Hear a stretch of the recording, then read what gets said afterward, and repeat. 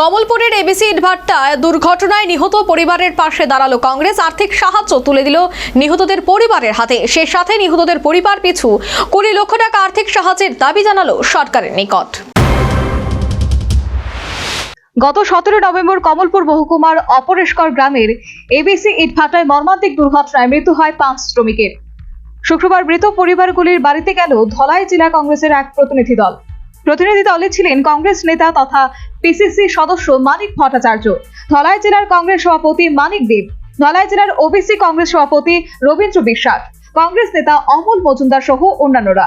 কংগ্রেস দলের নেতৃত্বরা নিহত সজল মালাকার, সুবল দেবনাথ, পিঙ্কু সিং, বিধু শর্মার বাড়িতে যান। সেখানে নিহতদের স্ত্রী ও ছেলে মেয়েদের সাথে কথা বলে শোক ও সমবেদনা জানিয়ে অর্থ সাহায্য তুলে দেন।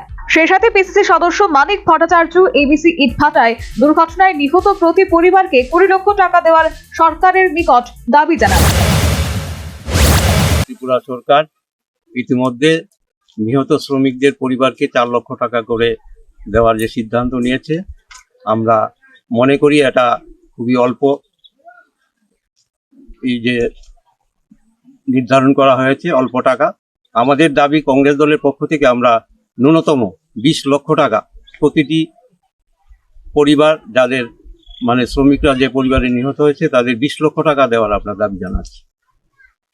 আর যারা আহত হয়েছে তাদের সম্পূর্ণ যাদের সুস্থ যাতে তারা হয়ে উঠতে পারে তার যাবতীয় খরচ যাতে ত্রিপুরা সরকার বহন করে, এবং বর্তমানে যে সমস্ত শ্রমিকরা এখানে রয়েছে তাদের পরিবার যাতে তারা প্রতিদিন তারা আহার এবং অন্য যেমন স্বাস্থ্যের ব্যাপারে প্রয়োজনীয় ওষুধপত্র সহ সবকিছু যাতে তারা পায় তার ব্যবস্থা যাতে করা হয় তারও আমরা দাবি জানাচ্ছি। একই সঙ্গে কংগ্রেসের পিসিসি সদস্য মানিক ভট্টাচার্য উষ্মা প্রকাশ করে বলেন, ইটভাটার দুর্ঘটনাস্থল পরিদর্শন করতে বাধা দেয় পুলিশ। এরপরে ধলাই জেলার এসপির কাছে অনুমতি চেয়েও অনুমতি পাওয়া যায়নি। এটা খুব দুঃখজনক।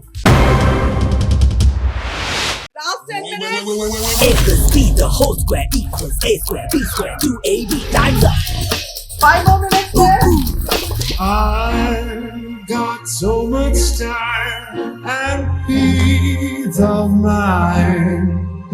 Life's feeling fine. My time to shine. At SIP Abacus, we build math foundation and improve academic performance. SIP Abacus,